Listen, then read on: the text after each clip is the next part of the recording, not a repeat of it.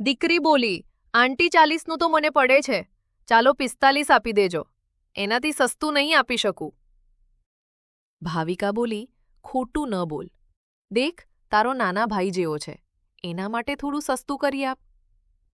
આમ કહી પોતાના ખોળામાં બેઠેલા 4 વર્ષના દીકરા તરફ ઈશારો કર્યો. મારો દીકરો છે. ભાવિકા એ સાચે જ. કહ્યું, બેટા દીદીને નમસ્તે બોલ. મારો ભાઈ ખૂબ બાળકે સુંદર છે પણ આંટી. પ્યારથી નમસ્તે દીદી કહ્યું. દીકરી એ દરવાજો ખોલી બાળકને તેડી લીધું. પૂછ્યું, ભાઈ તારું નામ શું છે? દીદી, મારું નામ ગોલું છે કહ્યું. સાચેસ તું ગોળ મટોળ છે મારા ભાઈ. તરબૂચ ખાઈશ? એમ કહી એક તરબૂચ લાવી ભાઈના હાથમાં આપ્યું.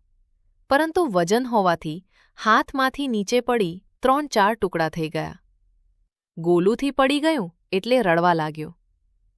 બેન બોલી, અરે ભાઈ રડ નહીં, હું બીજું લાવી આપું. એમ કહીને રેકડી પર લેવા ગઈ. ત્યાં સુધી મા ભાવિકા એ ગોલુને અંદર લઈ લીધો. દરવાજો બંધ કરી દીધો.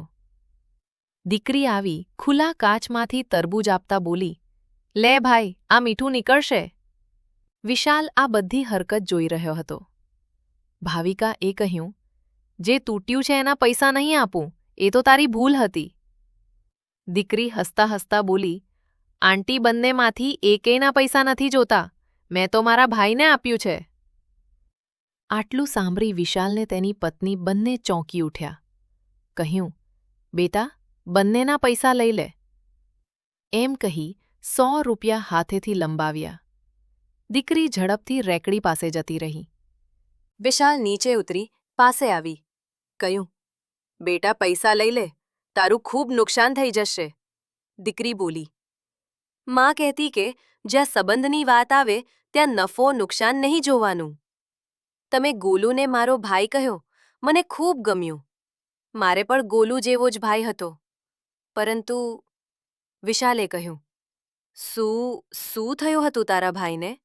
કહ્યું કે જ્યારે 2 વર્ષનો હતો ત્યારે રાત્રિના તાવ આવ્યો હતો. સવારે માં હોસ્પિટલ લઈ જાય તે પહેલાં જ શ્વાસ છોડી દીધો હતો. એના 1 વર્ષ પહેલાં પાપા પણ અમને મૂકીને જતા રહ્યા. અંકલ, મને મારા ભાઈની ખૂબ યાદ આવે છે. ભાવિકાએ કહ્યું, બેટા પૈસા લઈ લે. આંટી, હું પૈસા તો નહીં જ લઉં. ભાવિકા ગાડીમાં ગઈ પોતાની બેગમાંથી એક પાઝેબની જોડ નીકાળી, જે પોતાની 8 વર્ષની દીકરી માટે આજે જ 3000માં ખરીદી હતી. દીકરીને દેતા બોલી, તે ગોલુને ભાઈ માન્યો છે ને, તો હું તારી માં કહેવાઈશ, તો તું ના ન કહેતી. દીકરીએ હાથ ન લંબાયો તો જબરદસ્તી દીકરીના ખોળામાં ઝાંઝર મૂકતા બોલી, રાખી લે બેટા, જ્યારે પણ પહેરીશ ત્યારે અમારી બધાની યાદ આવશે. આટલું કહી ઝડપથી ગાડીમાં બેસી ગઈ.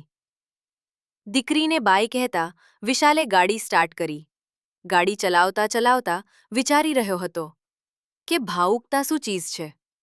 થોડા સમય પહેલા પોતાની પત્ની 10-20 રૂપિયા બચાવવા માટે બાંધછોડ કરી રહી હતી ને થોડી જ ક્ષણો માં આટલી બદલાઈ ગઈ. જોતો ખરા, 3000નું પાઝેબ આપી દીધું. ત્યાં જ અચાનક વિશાલને દીકરીની વાત યાદ આવી કે સંબંધમાં નફો કે નુકસાની ન જોવાય. વિશાલને થોડા વર્ષોથી પ્રોપર્ટી બાબતે પોતાના જ ભાઈ સાથે કેસ ચાલી રહ્યો હતો. તરત જ ભાઈને ફોન લગાવ્યો. કહ્યું, ભાઈ, હું વિશાલ બોલું છું. સામેથી ભાઈએ કહ્યું, ફોન કેમ કર્યો? વિશાલે કહ્યું, ભાઈ, મેઇન માર્કેટવાળી દુકાન તું રાખી લે, બજારવાળી હું રાખીશ. અને હા, મોટો પ્લોટ તું રાખી લે, જ્યારે નાનો પ્લોટ હું રાખી લઈશ. હું કોલેજ આપણો કેસ ચાલે છે એ પાછો ખેંચી લઈશ. સામેથી થોડો સમય અવાજ જ ના આવ્યો. પછી મોટા ભાઈએ કહ્યું, છોટું, આમ કરવાથી તો તને ખૂબ જ નુકસાન થશે. ત્યારે વિશાલે કહ્યું, આજ મને સમજાણું છે કે સંબંધમાં નફો કે નુકસાન ન જોવાય, એકબીજાની ખુશી જોવાની હોય. ફોનમાં સામેથી એકદમ ખામોશી છવાઈ ગઈ. થોડી ક્ષણો પછી વિશાલને સામેથી મોટા ભાઈનો રડવાનો અવાજ સંભળાયો. વિશાલે કહ્યું, રડી રહ્યા છો ભાઈ? મોટા ભાઈએ કહ્યું, એટલા પ્રેમથી વાત કરી હોત તો બધું જ તને આપી દેત. ઘરે આવી જા. પ્રેમથી બેસીને વાતો કરીશું. આટલી કડવાહટ? થોડા મીઠા શબ્દો બોલતા ક્યાં ચાલી ગઈ ખબર જ ન પડી. કાલ જો 1 ઇંચ જમીન માટે લડતા હતા, એ આજ બધું જ દેવા તૈયાર થઈ ગયા.